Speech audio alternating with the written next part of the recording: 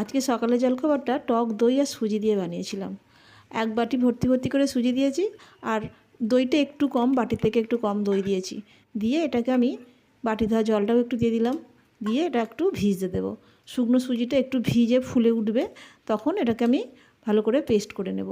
ভেতরে শুকনো আছে এখনও, তো এটাকে রেখে দিলাম 10 মিনিটের জন্য। 10 মিনিট পরে দেখো এটা একদম ভিজে গেছে, ফুলে উঠেছে, এর মধ্যে আর জল জল নেই। এটাকে এবার আমি পেস্ট করে নেব। একটু ভালো করে মিক্সার জারটা ঘুরিয়ে নিয়ে এই যে এরকম পেস্ট করেছি, এটা ভালো পেস্ট একটা জায়গায় ঢেলে নিলাম। অন্য একটা জায়গায় ঢেলে নিয়ে এর মধ্যে আমি কিছু জিনিস মিশিয়ে দেব। সেটার মধ্যে হলো গোটা জিরে দিয়েছি কিছুটা, আর অল্প করে একটু চিনি দিয়েছি, আর দিচ্ছি স্বাদ মতো নুন। অল্প একটু চিনি না দিলে ভালো লাগবে না, যেহেতু টক দই। আর একটু গাজর চাঁচা, এর মধ্যে চাইলে আরও সবজি দেওয়া যায়, যেমন বিনস বা ক্যাপসিকাম। তো আমি শুধু গাজর দিয়েছি, দিয়ে আর এটাকে আমি ভালো করে মিক্সড করে নিচ্ছি। আর অল্প একটু সাদা তেল দিয়েছি, আর শেষে একটু খাবার সোডাও দিলাম যাতে একটু ফোলে। তো সেই জন্য ওটা সব কিছু ভালো করে মিক্সড করে আর একটা সিলভার জায়গাতে একটু তেল লাগিয়ে নিয়েছি।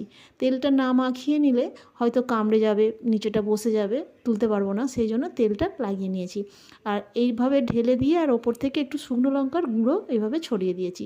হালকা একটু ঝাল ঝাল হবে। আর ঝাল না খেতে চাইলে ওটা কাশ্মীরি লঙ্কার গুঁড়ো দিলেও হবে। তো আমি এমনি লঙ্কার গুঁড়োই দিয়েছি। দিয়ে আর কড়ার মধ্যে জল দিয়েছি, আর তাতে একটা ঝিক দিয়ে দিয়েছি, দিয়ে তার ওপরে এটা বসিয়ে দিয়েছি। দিয়ে এটা মুড়ে চাপা দিয়ে দিচ্ছি, এটা ভাপে সেদ্ধ হয়ে যাবে। এটা বেশিক্ষণ সময়ও লাগে না। তো এটা আমি একটা ভাঁড়িও চাপিয়ে দিলাম যাতে বাষ্পটা না বেরিয়ে যায়, সেই জন্য। এটা 10 মিনিট রেখে দিয়েছিলাম, তারপরেই আমি এটা খুলে নিচ্ছি। দেখো কত সুন্দর দেখতে হয়েছে এটা, আর ফুলেছে, পুরো কেকের মতো হয়েছে এটা। এটা সুজি তো, তাই দেখো হাতটা একটু চটচট করছে এখন। গরম আছে তো, ঠান্ডা হয়ে গেলে কিন্তু এই চটচটেটা থাকবে না। তো এটাকে নামিয়ে এখন আমি একটু ঠান্ডা করতে দিচ্ছি। একটু পরে এটাকে তুলবো, গরম গরম তুলতে গেলে হয়তো ভেঙে যাবে, সেই জন্য একটু ঠান্ডা করতে দিলাম। আর দেখো প্রথমে এই ধারগুলো এইভাবে টেনে দিলে দেখো উঠে আসছে।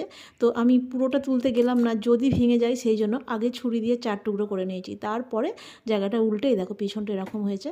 এটাকে আমি কেটে নিয়েছি আগে থেকেই, কারণ যদি ভেঙে যায় সেই জন্য। দেখো কত সুন্দর নরম হয়েছে। এরকমও খাওয়া যায়, কিন্তু আমি এটাকে একটু হালকা করে ভেজে নেব। এই চাটুতে একদম হালকা তেল দিয়েছি, দিয়ে আর সবকটা পিসকে এইভাবে এপিট ওপিট করে আমি ভেজে নেব, দুদিকটাই ভেজে নেব, তাহলে আরও সুন্দর খেতে হবে। তো এরকম করে এক পিট হয়ে গেছে, দিয়ে দিয়েছি। আর এটাকে আমি আরও একটু ছোটো টুকরো করে নিচ্ছি, কারণ টুকরোগুলো অনেক বড় বড় হয়ে গেছে। এইভাবে আমি খুন্তিতে কেটে কেটে একটু ছোটো ছোটো করে টুকরো করে নিচ্ছি, তাতে ওল্টাবারও সুবিধা হবে আর খাবারও সুবিধা হবে। সেই জন্য আমি এভাবে ছোটো ছোটো করে টুকরো করে 2 পিট ভেজে নিচ্ছি। এটা কিন্তু সত্যিই খুব ভালো খেতে হয়। আমি মাঝে সাঝেই বানাই, যার জন্য বানিয়েছিলাম, মানে আমার ছেলে, সে তো বলেই দিল এটা বাম্পার খেতে হয়েছে। তো একবার বানিয়ে খেয়ে দেখতে পারো। যদি সব সময় মুড়ি খেতে বা রুটি খেতে ভালো না লাগে, এরকম বানিয়ে খেলে কিন্তু ভালো লাগবে। ধন্যবাদ সবাইকে।